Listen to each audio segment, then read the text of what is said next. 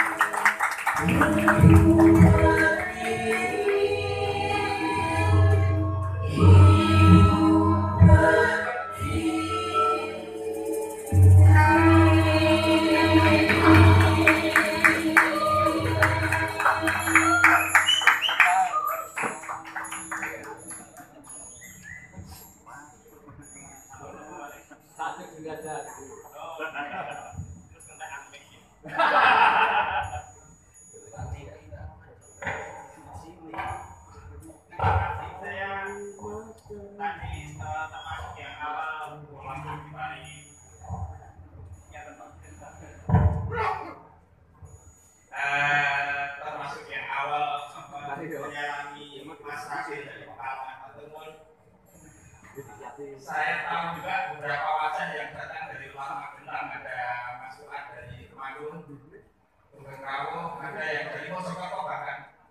sebelum ada juga tadi siapa ya, beberapa saya lihat pasar yang bukan pasar Magelangan. Tangerang. Oh Tangerang, Makro. Baik, selanjutnya saya serahkan pada panjenengan yang ingin ikut turun suara untuk menambah harmoni malam ini. Monggo, saya persilakan.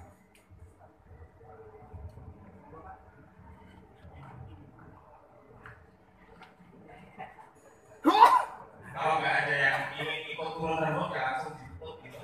Saya gitu. Pak Kiai ngasome mawon kersane terdengar. Baik, terima kasih. Ini pertanyaan untuk saya Arafat dan Rocky, bahwa sebenarnya yang sering kita dengar itu lato-lato itu, kalau dalam tingkat global kan ada pemainnya ya, kemudian memberikan peran proksi di banyak negara. Pertanyaan saya lebih kepada apakah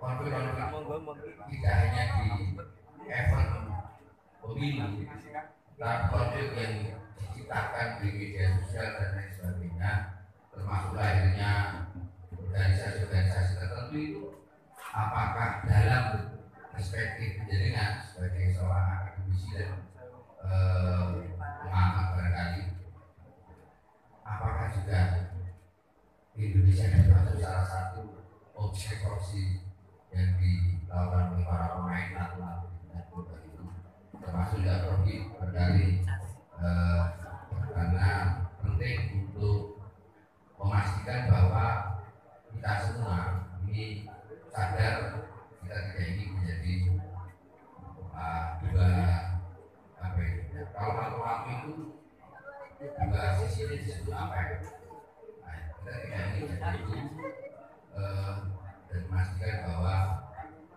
Arab Spring dan sebagainya tidak terjadi. Terima kasih. Monggo langsung mau saja hasil atau pagi yang respon urutkan. Ini kami profit sing biar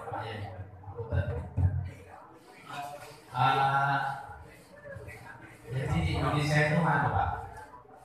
Teori di tahun 80 itu dalam sosiologi ada teori modernisasi. Tesisnya begini, semakin modern orang, maka orang tersebut akan semakin meninggalkan akar tradisi dan budayanya. Yang pertama, yang kedua, semakin meninggalkan agamanya. Itu nanti terkenal dengan tesis sekularisasi, desakralisasi, dan rasionalisasi.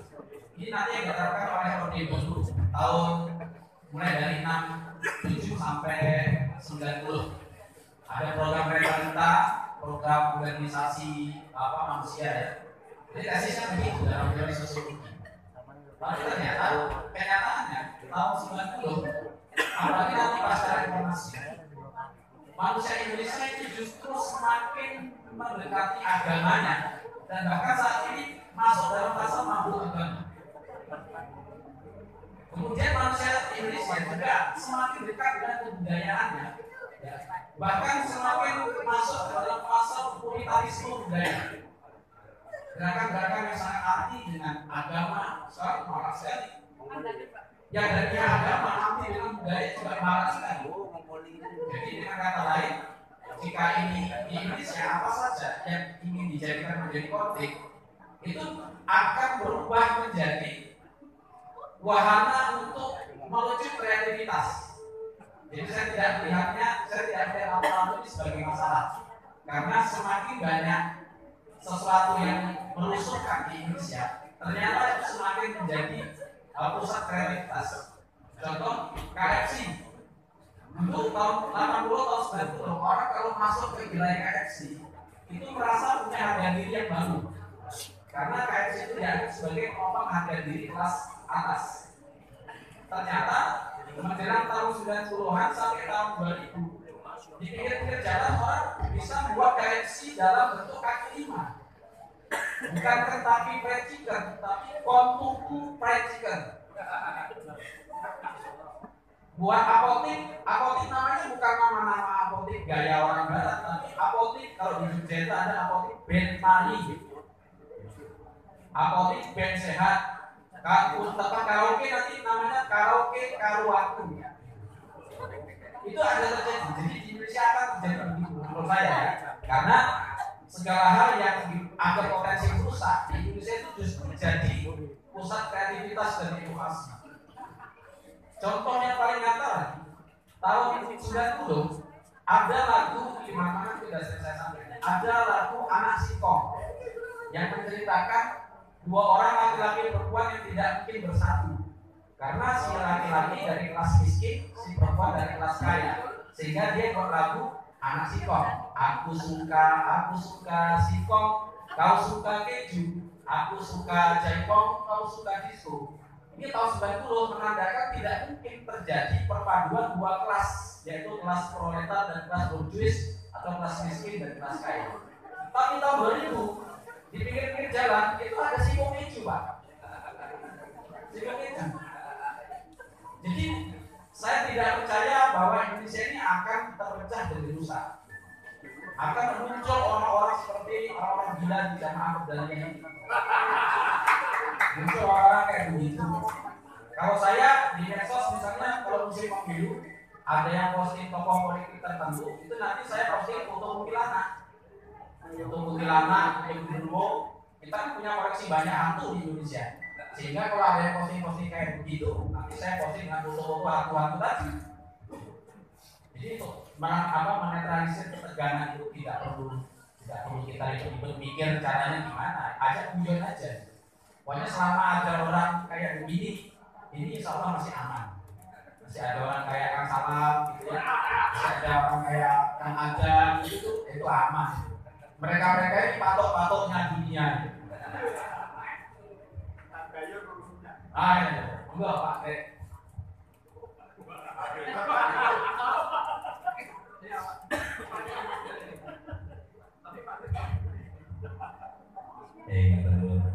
Ini sekarang kami yang disampaikan Mas Yasir. Kalau saya mungkin selalu berbalik ke karena saya negeri orang Jawa. Sebenarnya kalau Pak Kiai mungkin sering mengajarkan wong iki aja kagetan, aja gugunan, aja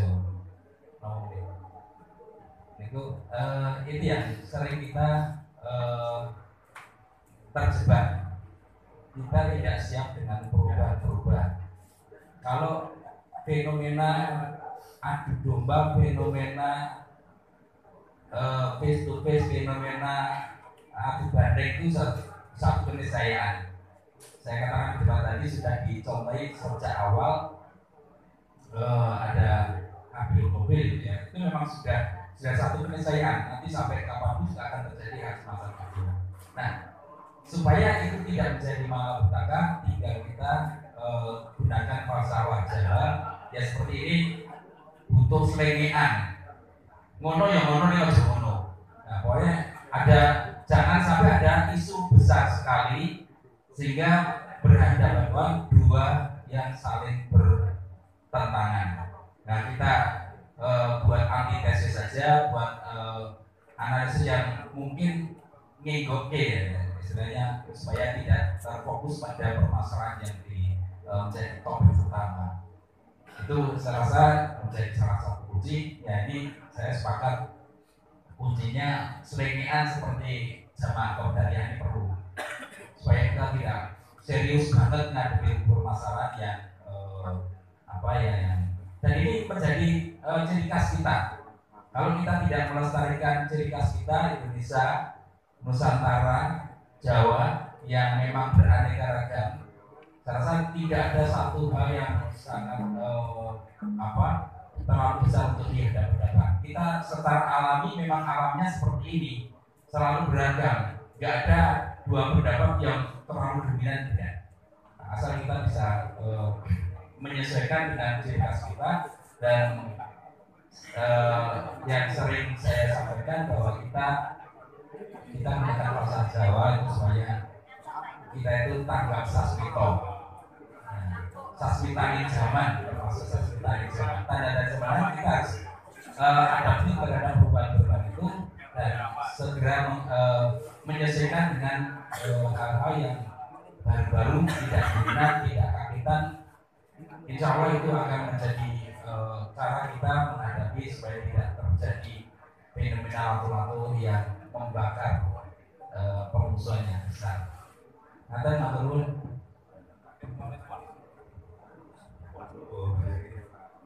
Saya menyebut sedikit dari Mas Yesa soal kreativitas mengolah suasana ya beragam macam-macam. Saya mau mengapresiasi hubungannya dengan saudara-saudara saya di Desa ini luar biasa ya. Saya membayangkan semula mereka mau seperti biasanya yang pernah saya lihat dengan langgam Jawa gitu ya, umumnya di Jawa.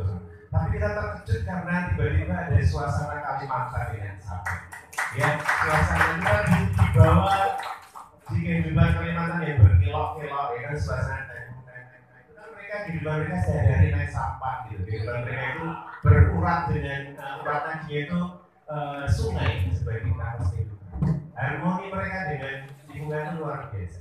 Nah, yang berbeda-beda itu ternyata dengan kreativitas yang disebut Romo ya. Itu menjadi sesuatu yang sangat indah, ya, luar biasa tadi. Bahkan saya tadi sempat menangkap cengkok-cengkoknya itu malah agak ada timur tengahnya juga, betul Mas? Ya, toh? Ya. Jadi luar biasa, ya, itu luar biasa. Ada dengan do re mi sol, ini apa? Pelok, saya dulu ya, do re mi sol la, gitu, do re mi sol la, ya. Basis nadanya kan itu dulu. Oh iya, pengetahuan terus. Bisa saya bilang. Ya, tapi ini terlalu. Yang berbaca-baca itu kita tidak menduga ternyata bisa jadi satu. Ya, dengan basis nada. Jadi kita perlu kreativitas memang. Lalu menemukan titik-titik persamaannya apa? Ya do re mi sol la itu nadanya bisa nyambung kok. Ya Jawa dengan Kalimantan. Lalu nanti dengan Mandarin ya do re mi sol la. Dari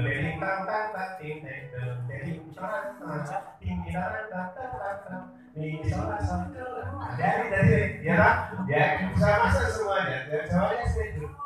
Luar biasa. Tapi di luar soal kreativitas kita butuh. Saya yakin mereka yang namanya komitmen latihan. Kalau latihan dari kemarin dan latihan itu berkali-kali berulang. Ya, bisa berpuluhan kali, berpuluh jam hanya untuk pengambilan 10 menit mungkin, ya, itu sebegini banget. Bagi, gitu. Tapi sih mereka komitmen untuk berlatih itu luar biasa. Ketekunan, kerja keras, dan ini yang perlu kita punya kreativitas, komitmen untuk terus mengusahakan. Ojo kapok kanggo sing apik gitu ya. Itu bisa kaos itu Mas ya. Ojo kapok kanggo sing apik ya. Dan ya ketekunan. Ini yang saya tangkap. Matur nuwun. Mau foto dulu.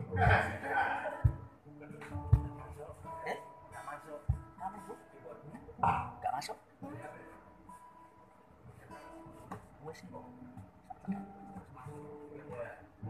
Miki apa nih? Miki. Ini ada titipan dari penguasa Sabong, Pak Salah untuk mempersilahkan Mbak Kamalia dan Mas Nawir. Tinggundi. Mas Nawir. Untuk tampil, monggo jenengan kali sinten. Niki. Kami di depan. Tampil. Hah? Lu main lato-lato. Oh, main lato-lato dari tengah. Atau di mana? Oh, pinjam. Mas Nawir masih pinjam uang sini Pak Gret, Pak. Monggo.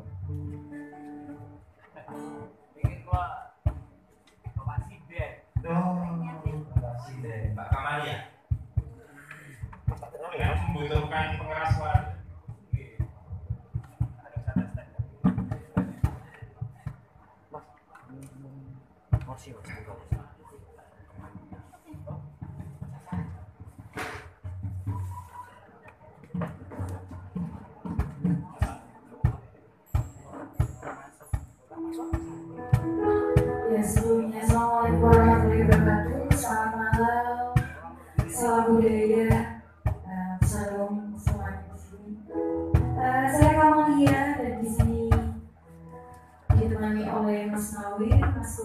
juga Mas yang berkopi, saya lupa namanya. Oh iya, Mas Indra. Ya, di sini kita akan bawakan beberapa lagu untuk meriahkan acara malam hari. Semoga bisa didengarkan Bapak Ibu yang diikuti.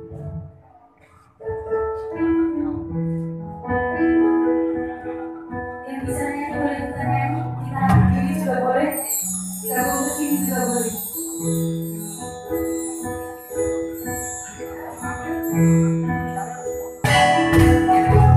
Boleh monggo mau ikutan nyanyi Mbak atau diri monggo boleh.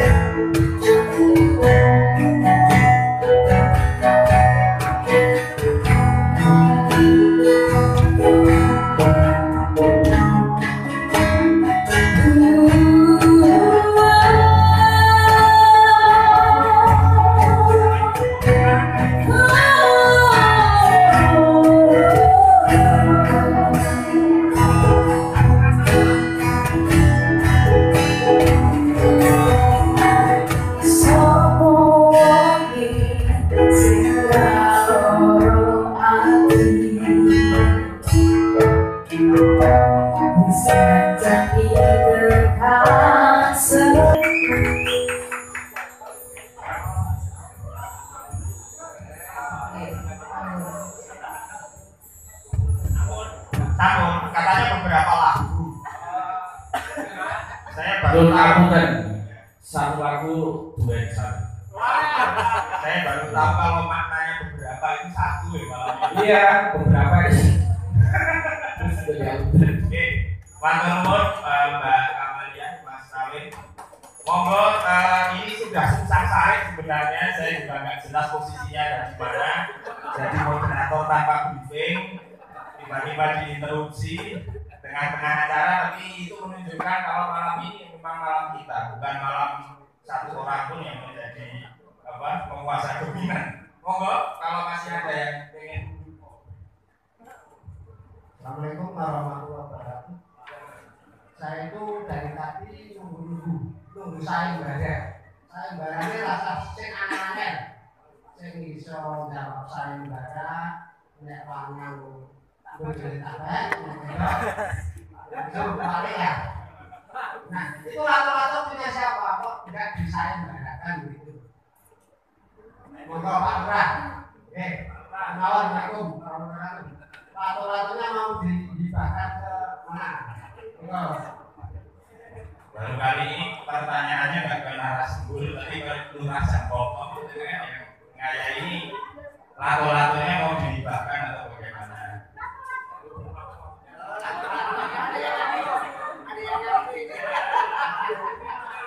Oh, itu sudah ada sudah. Jadi saya badannya terima Pak, kalau laki-laki ujungnya tabek.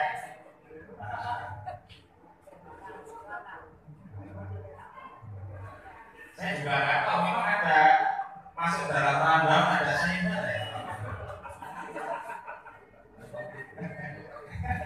Iya, mau direspon, mau yang ngasih respon atau lain suara lain.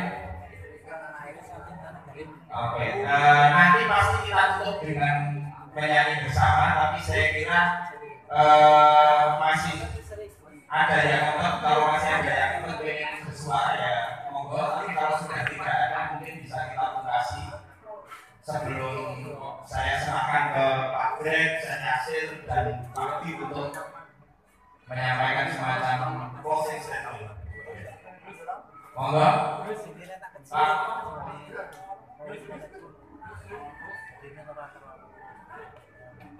Nyanyi nih. Monggo.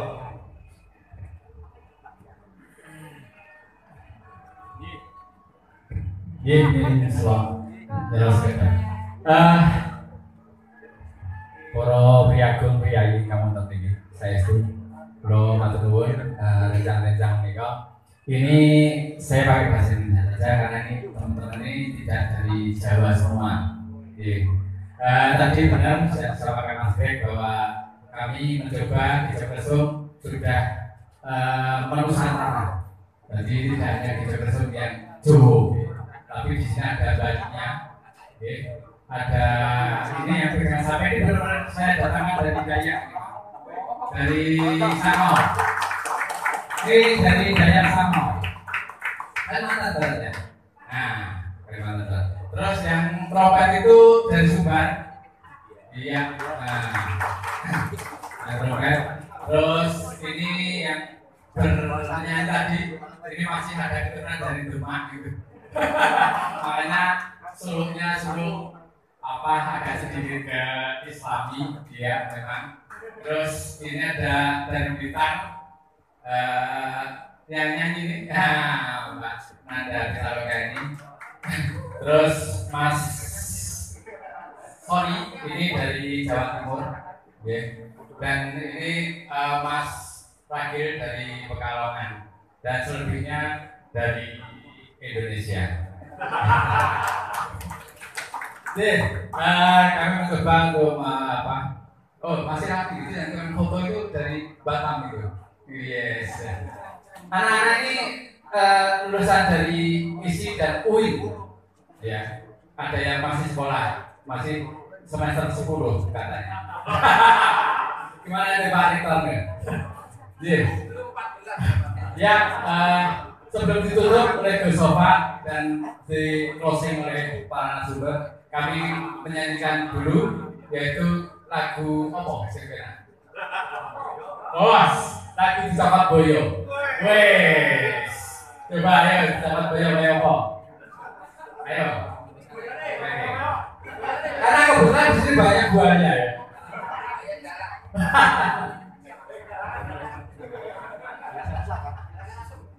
Ya, kita mencoba lagu yang apa agak sedikit apa ya? Lagu apa tadi Mas? Kalau ini ya sebenarnya Mas ya menyindir para buaya ya. Oke ya. Lanjut.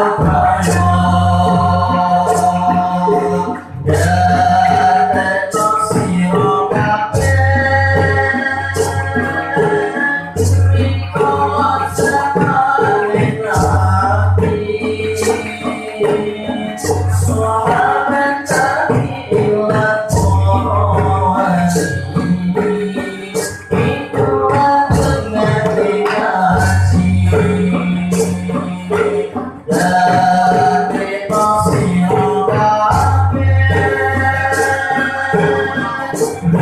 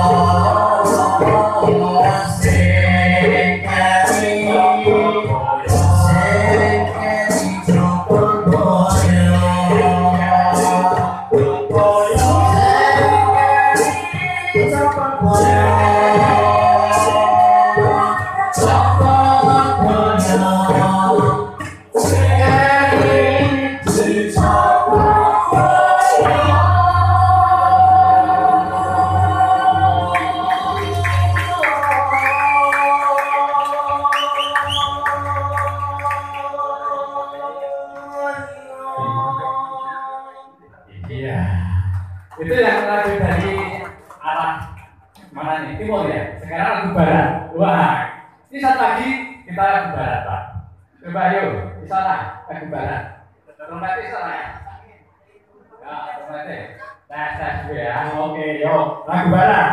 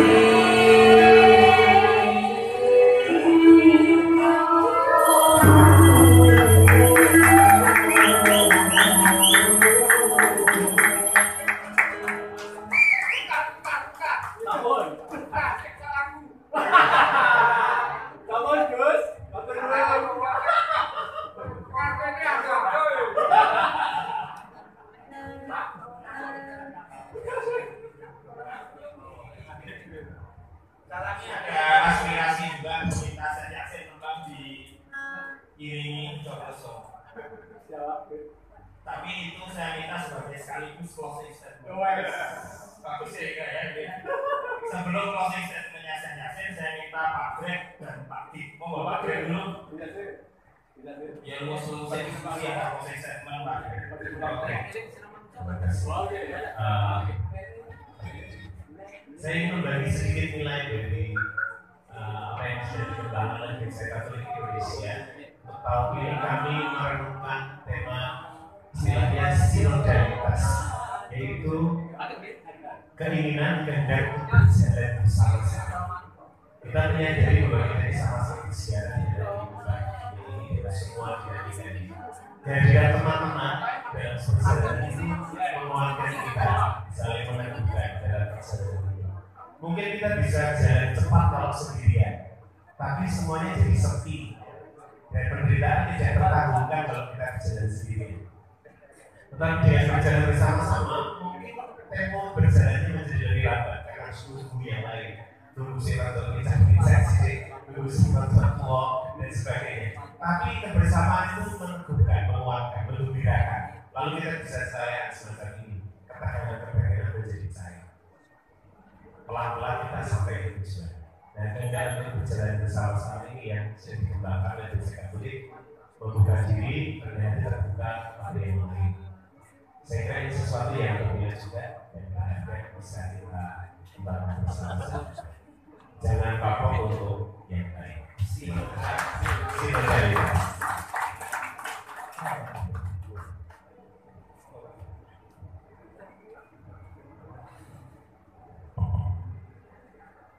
Dari saya selingi Anda sebenarnya.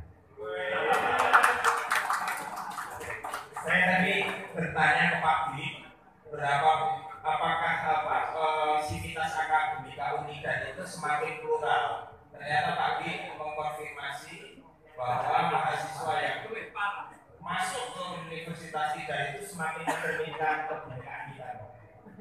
Insya Allah. Dan cabang kayak gini perlu dibuktikan. Caranya seperti itu.